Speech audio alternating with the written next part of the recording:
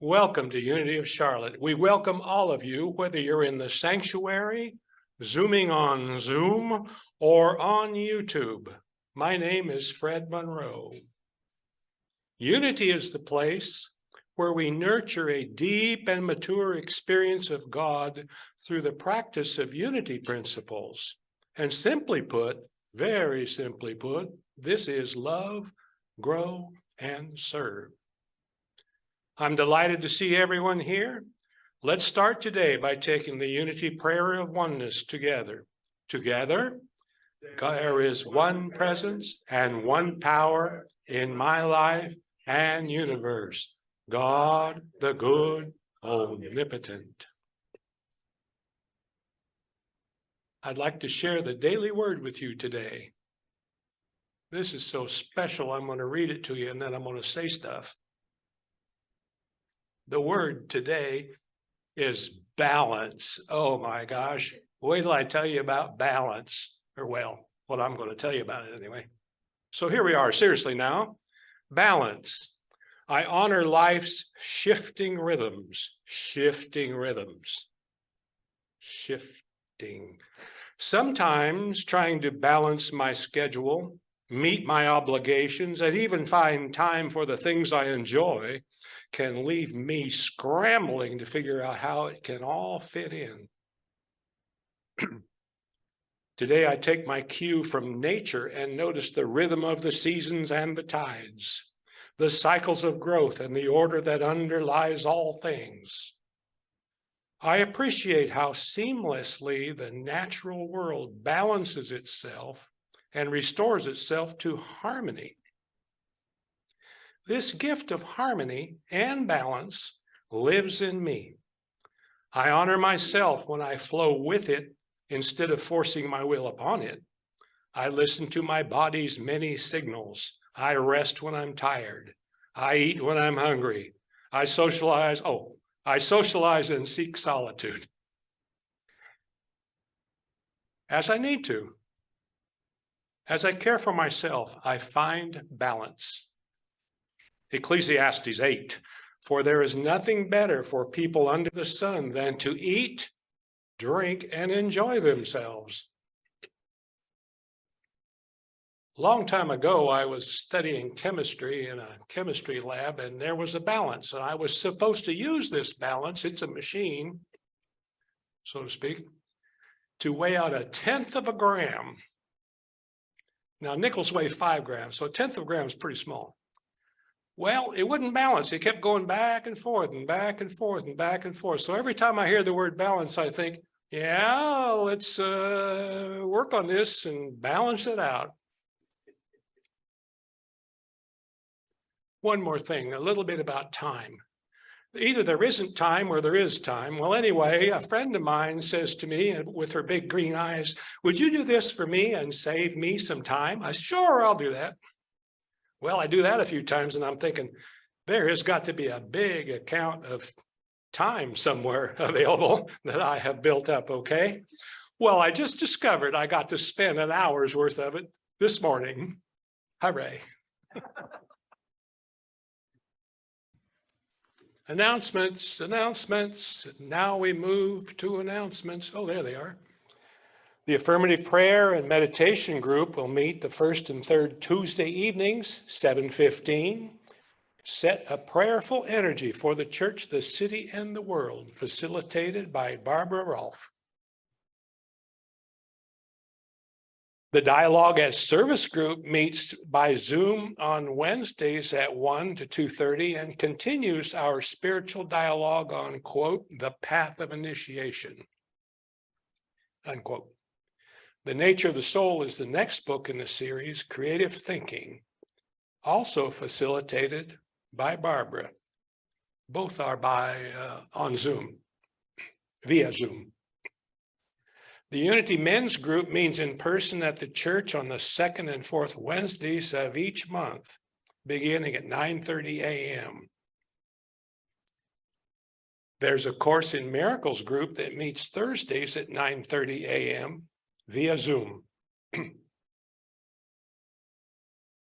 If you or a loved one has need of prayer, please use the link on our website and or call Silent Unity at 816-969-2000. I'll say that again. Pencils ready? 816-969-2000. All these links can be found on our website, which is unityofcharlotte.org, O-R-G. Now I ask you to share our affirmation with us for a new meeting space. It's on the screens. Together, we affirm we have a new home for Unity of Charlotte that fulfills every need for space and use in order to support and share our unified purpose, to love, grow, and serve. And so it is. I almost said the colon in there because if you're dictating, you have to. Today, I'd like to welcome back our very popular speaker. I call her AC. I'll get to that in a minute. I have a great big document here that will tell you a lot about her. I could send it to you. I told her this morning I read her book, How to Get Everything You Ever Wanted, and I wanted everybody to see how I was turning out at least. Good book. She is a freelance contributor to various publications, theater, actor, drama person, former school teacher, many books, many degrees, almost as many as a thermometer. I'm joking around because I've introduced her so many times, but I'm doing it again for YouTube, right? Her last name is important too. People don't realize that Dr. Adrian and I go way back. I almost bought a house next to her where she lives over in Charlotte, but I didn't get the bid. I bidded, but didn't get the closing award. Also, we crisscrossed, not personally, but I have spent some time in Sedona, Arizona, and she did too. I lived there about a year and I know a lot about Sedona. I spent some time. It's the only place in the universe where the McDonald's golden arches are not yellow. They are green and it's kind of pretty. Today, I'd like to introduce AC, Dr. Adrian Calabrese, giving us her message. Thank you.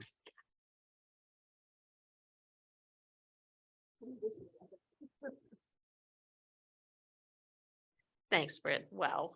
Wow. I just never know what he's going to say. Sometimes it's a little scary, but most of the time it's okay. Well, I'm so happy to be here. And before I get started here with today's message, I do want to tell you that it's been an honor and a pleasure to be able to speak with you for these few years. And this may be the last time you see me because I know you're welcoming your new ministers to come in a couple of weeks. So I just wanted to say a big thank you to all of you for your kindness and your support over these years. And I hope to see you again one of these days. You just never know. You never know. Thanks again. It's been an honor. Okay, let's talk a little bit here. Let's talk. Let's talk, like I like to say from the Bronx. Let's talk.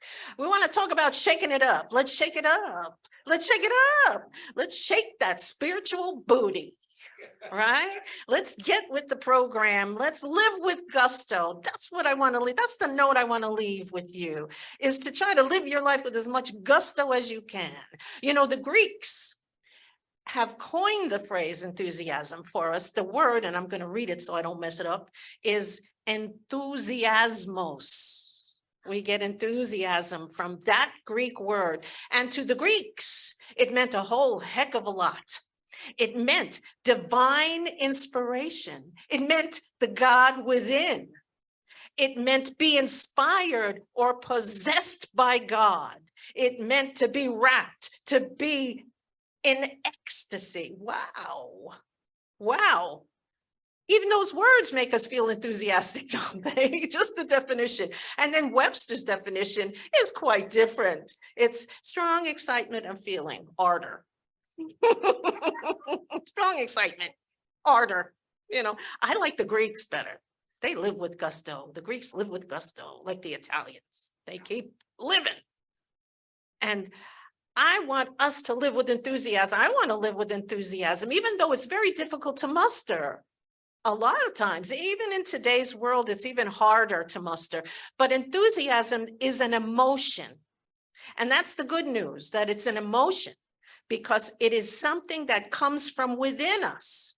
So if we cultivate it within, it goes without. That's the good news. And we have to choose that. We have to choose to cultivate it. We have to choose to be energetic and enthusiastic about things. And it's not easy to do, but we got to shake things up a little bit in our lives. God knows I've had to do it for a long time. We have to look forward, not back. Forward, not back. Not back to what might have held us back, not the heartbreak, not the negativity in the past, but what's ahead, what's looking forward, The philosopher Kant is one of my favorites, and I was teaching philosophy for a while at the University of Connecticut. And one of his quotes that I love is that he says, each person needs someone to love, something to do, and something to look forward to. And that's where the enthusiasm comes from as well.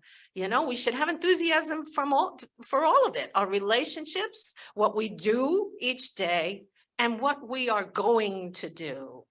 And I love that quote because it means a lot to me. We have to cultivate this desire to be enthusiastic in life. You have to cultivate it because it doesn't come naturally. It just doesn't come naturally. So I'll tell you a little story about myself, which I always do, in my life in the theater. Pounding the pavement in Manhattan, from smelly audition hall to smelly audition hall, and I mean smelly. And rejection, rejection, rejection, rejection, rejection, rejection, rejection, constantly. And once in a while you get a bite here and there, but most of the time you don't. And it's quite a tough row to hoe, and it was tough for me. And I was thinking, man, am I ever going to be able to do this? But they're looking for, and as a director, I know what we're looking for in actors. They're looking for people with energy, with enthusiasm, with the joie de vivre, if you will, to really be there for people. And most actors that you see, even when they're in an interview, they're all up there. Hello, how you doing? Hey, and because it's a requirement of the job. You have to have enthusiasm. Then they think, well, you don't really want this job if you don't show that enthusiasm. And I think that's true of any job we may get. We have to show that we are interested at all in what people are about to offer us. And in any situation, if we volunteer for something, we need to be enthusiastic about what we're volunteering for. Everything we do. But the rejection is tough in the world, and we all feel it at one time or another. And later on, I'm going to tell you a little bit about how and what I did to get through that time. But people who are enthusiastic. These are people who shake off the negative and shake up the positive. And you know them. You may be one of them. You've seen them. They're wonderful people. They are easy people to recognize because they smile a lot. They laugh a lot. They love life, right? They are people you like to hang with. They're people that you say, wow, I'm so glad that this person is in my life. And they inspire other people. They make other people feel good about themselves. It's really amazing. We all, in fact, from time to time, need to be actors, right? And on those days when we don't feel our most enthusiastic, when life gives you one of those smacks down and you're, I don't know if I can even get out of bed today days, That's when we need to be the actors, because actors pretend. And if we believe and pretend to believe, something happens. Metaphysicians believe that if you tell yourself something, even if it hasn't happened yet, over and over and over again, we know that through affirmation, something good is going to happen to me, XYZ, whatever it happens to be, it becomes a dominant thought. And thought is what is creative. That's what we believe. So if the dominant thought is for positivity and enthusiasm, we believe it before it actually comes into our reality. So we are actors. Actors do just that. They pretend. They pretend. They pretend to be something they are not. And it appears on a screen and everybody goes, man, they are good. We are all actors. You know, Shakespeare said, all the world's a stage and all the men and women merely players. And that's who we are. So we're going to try to be actors and be as enthusiastic about what we don't see in our physical reality just yet. Because if you think it, you can see it. That's the key, sooner or later. So, all right. So you know how I am by now, that I always give you a little background and I tell you, this is how we're going to do it.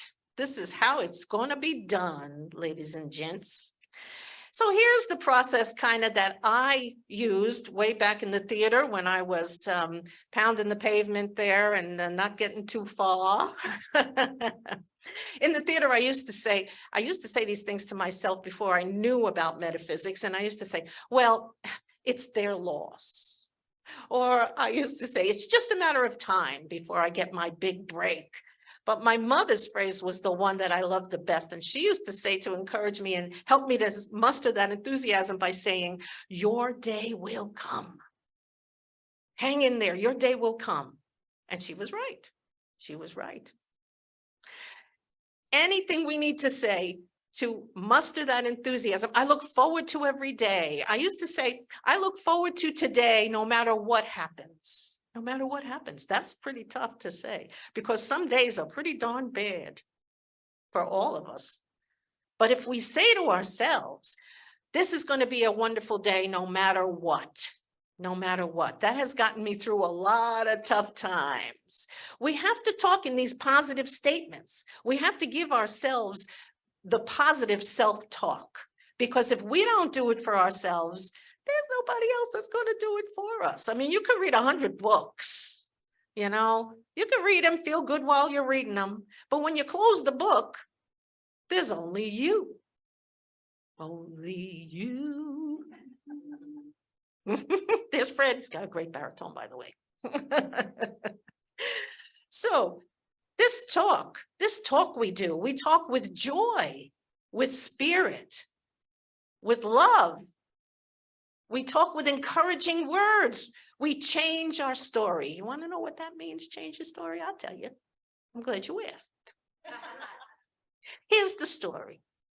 We can talk about ourselves and the things that are happening to us, even if they're awful, you know, and the story can be awful sometimes for us to bear. And if we talk about it, if we say, oh, geez, you know, I had such a terrible time, and then this is awful, and I'm this and I'm that, and I never get ahead, and I never do this and I never do that, and nobody likes me, and I can't make a buck, and whatever the story is, then that ain't going to get you anywhere, baby. No. If I was another preacher, we'd say, can I have a hallelujah? I got it anyway. On my last day, let's hear the hallelujah. Okay, everybody. So the point is, now we want to change that story. And if you start to verbalize by changing the story, The world around you changes because people are going to react to you differently. You know, I always feel so guilty when I load my friends up with something negative that's happening to me. You know, it's kind of like, oh man, you know, and they're always so gracious about it. But even if you're telling a sad story, if you can find joy somewhere, if you can laugh, even though you're sad, you know, smile though your heart is breaking kind of thing, you know, there's something to that. If you can still have your sense of humor when things are tough, change your story. Yeah, this stinks, but something's going to break. Something's going to be better. Your day will come. Thanks, Mom. Your day will come. You have to keep telling yourself that. You can talk to yourself, which helps a lot, which helped me a lot, still helps me. You could read some nice spiritual literature, which I always think I have 3 books I could recommend to you that you might like to read. Shameless plug as always. Anyway, if you are interested in feeling better and you can't find the words for yourself, I suggest pick up a book that you find inspiration from, even if you've read it 100 times, you know, pick it up. You should highlight things in these books so that you can go back to certain phrases that make you feel better. Look for that in those things. We can laugh, you know, as much as possible, even by ourselves. We could watch television, and I read somewhere that a woman cured herself of cancer by watching nonstop 24/7 comedies on television. You know, binge watching, they call it. She did it and did it and did it and did it and did it, and then she was healed. Wow, talk about the power of laughter, right? You know, it's wonderful also to be in the company of people who laugh a lot, or people who are joyful, who have a great sense of humor, who have a similar sense of humor to yours. That's what's wonderful too. I have such wonderful friends. I've been so blessed with my friend. Every one of my friends has a wonderful sense of humor, and they appreciate mine, which isn't always on target. But there's something I wanted to share with you. You know, since the breast cancer, I have been going to a rehab for cardio and cancer patients. And I go in there 3 times a week for an hour to exercise. And I was stunned the first day I got there, because not only was the staff so wonderful and attentive and considerate and kind, but the other 9 people in my group were all these are people who are suffering, and they're all smiles and, hi, are you new here today? And how are you? And I just cried. I stood there and cried, and not a burden. You know, a lot of times we think of life as a series of negative events with a few good ones sprinkled in there. At least that's how I used to see it. Now I see it differently. I see life the other way around. I see life as a series of joyful and good events with a few rotten ones thrown in. And sometimes those rotten ones are big time. They're not just small little events. They can be huge events. But that's what happens to all of us into each life. Some rain must fall. So when we choose to see it differently, things change. I always mention Dr. Wayne Dyer, whom I had the privilege of meeting at one day. And he always said, you know, you change the way you look at things, the things you look at change. And if you look at them from a positive place, everything around you will begin to change. It's the law of the universe. You can't help it. We can roll with the tide. We can roll with it, or we can roll against it. And that's called resistance in metaphysical terms. Anytime we put any resistance into anything, we get more opportunities for resistance. Resistance blocks what we want to come to us. We have to stop ourselves and say, why am I resisting this? Why am I fighting it, pushing myself against the tide, when I can just sit on those waves and roll with them? And if we remind ourselves of this all the time, we eliminate resistance, we get what we want. There, you don't even have to read my first book now. I take it back. Okay. We can put our energy, our spirit into everything and anything that we do, and into our relationships in particular, because the people around us are the lifeblood of our lives. Without them, we can't get along. We can get healthy in mind and in body and in spirit. So if any of those are ailing, or all of them, we can easily grab a hold of them and change it for ourselves. I think one of the things that used to shake me up when I was the pastor of a church, I would hear sometimes when I was doing the pastoral counseling, people would say, I have issues. Now, I never made fun of anybody's issues because that would just be not right. But the word is what I'm making fun of, the word issues, not the people. We all have things in our lives, but if we call them issues, they become issues. They become bigger because that's a nice word to fall back on. So here's the thing, doctor, it hurts when I do that. Doctor says, don't do that. Don't call them issues. Call them bumps. Call them bumps. Don't call them issues in your life, but then they become issues. They're just a little bump in the road. Fred said potholes. He's right. You think I don't hear you? I hear you. You want the mic back, Fred? Well, look at those potholes. All right. And look at them not as issues, but as these little bumps that can be overcome, because you can overcome them. And I know it from my own experience. It gets pretty bad sometimes. It really does. But if you think, hey, tomorrow's another day, Scarlett O'Hara, fiddle dee dee, tomorrow's another day, and it is, your day will come. It will come. What I'm talking about here is having a success mentality. And I'm not talking about just for money or business or whatever. Success in my relationships, success in my day-to-day life, success in anything I decide to undertake. You know, whatever it happens to be, whether it's your job or your volunteer work or helping out somebody else or your family members, whatever it happens to be. If you have a success mentality, you think everything's going to be okay. You're not deluding yourself by any means by saying it's going to be okay. It's not dismissing anything. It is saying, I know how bad it is, but I know it's possible to get through it. That's what you're saying. I know it's tough. We're going to make it. It's going to be okay. We have successful mentality.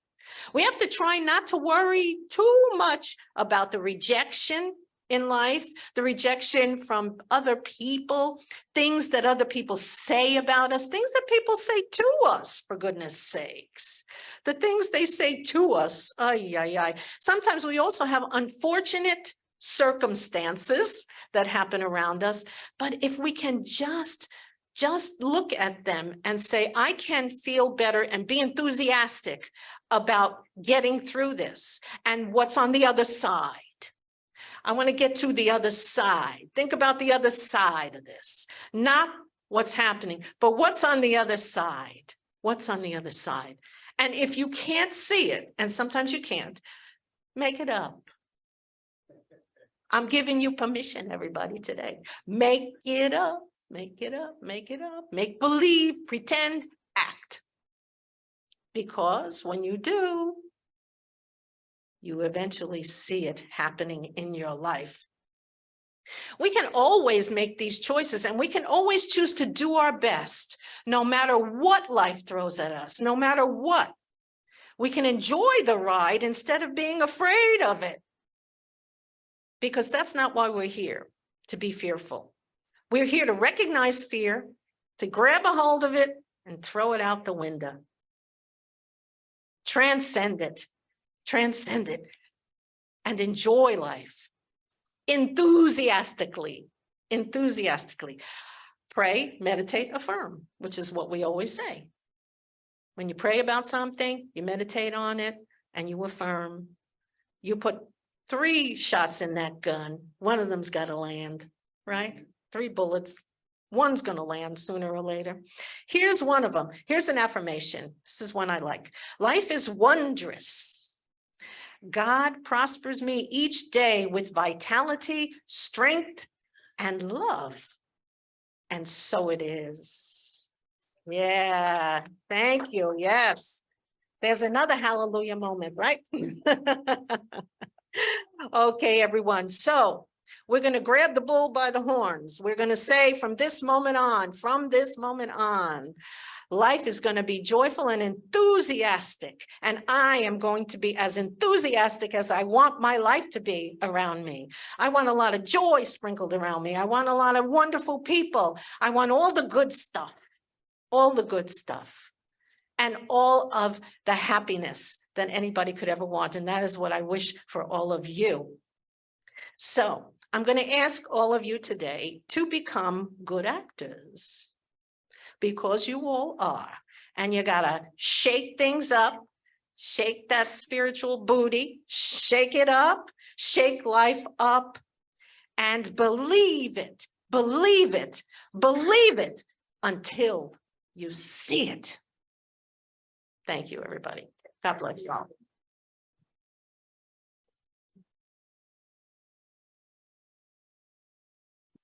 And here he is.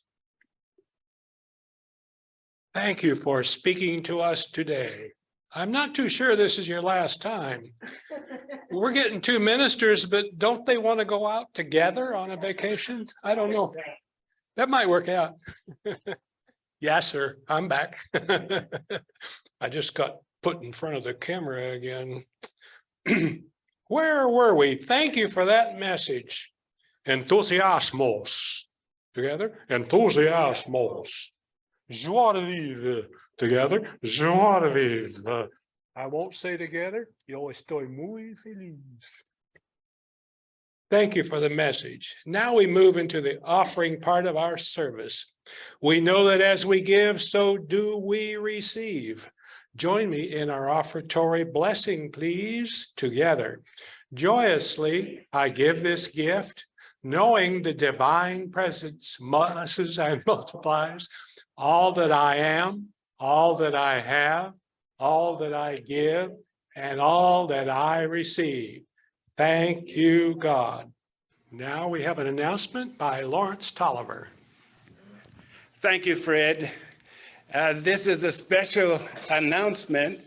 It is also my expression as a member of your Board of Trustees of gratitude, my expression of gratitude to Reverend Dr. Adrian Calabrese. She has been a blessing to us, and we know we will have her back again. We guarantee you that. All right. You heard it. Yes, you did.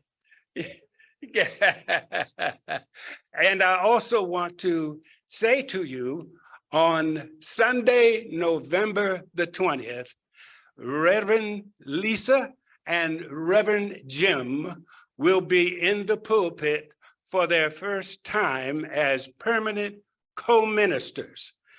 That is November 20th, okay? That will be right here.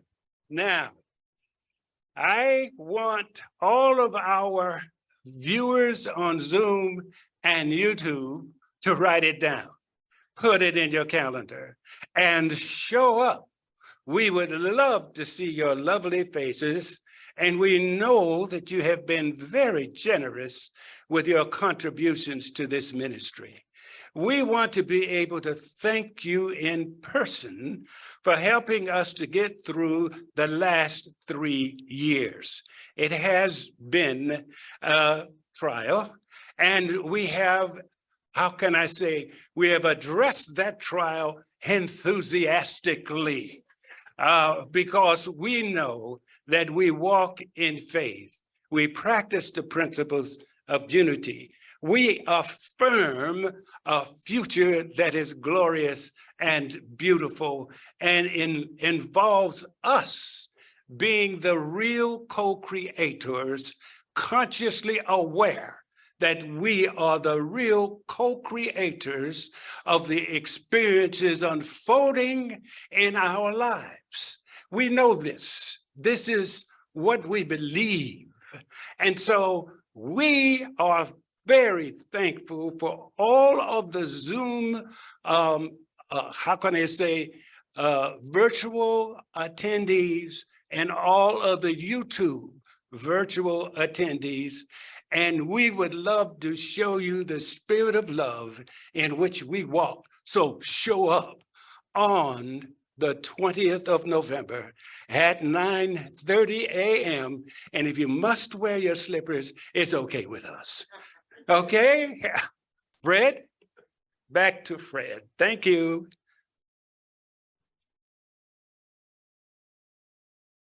Thank you, Lawrence. I would love to see your faces too. I never saw an ugly person at Unity of Charlotte, I don't think. The light of God surrounds us. The love of God enfolds us. The power of God protects us. The presence of God watches over us. Wherever we are, God is, and all is well! Exclamation.